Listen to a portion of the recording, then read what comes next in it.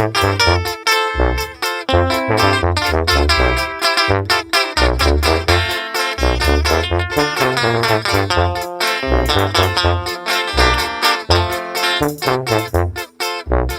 mí me dicen el indio, que porque vivo en la sierra, porque me pongo guaraches, o porque yo hablo otra lengua.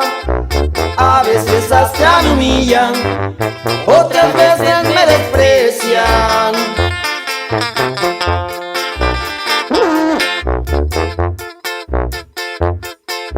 Nacido y criado en un rancho de la sierra oaxaqueña, trabajando y cosechando con mucho orgullo mis tierras, con mi machete y un cuerno, a usarlos cuando se ofrezca. Que soy chaparro y soy feo, pero tengo muchos huevos.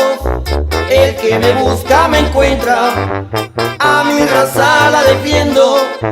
Trabajo de sol a sol, porque me gusta lo bueno. Indios son los de la India, yo soy puro mexicano. Viva Oaxaca, cabrones, vivan todos los estados. Ser de rancho es un orgullo, yo no me agüito, paisanos. Y el saludo va para el gran amigo Adelfo Arellanes, allá en Chicago, Illinois. Y échale agonía.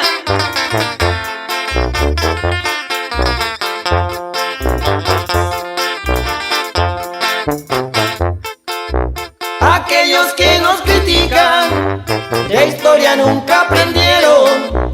Un indio fue gobernante de todo México entero, llamado Benito Juárez, y si los tenía bien puestos.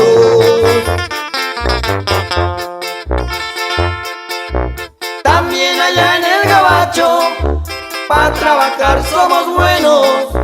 En el campo donde sea, donde nos pongan podemos.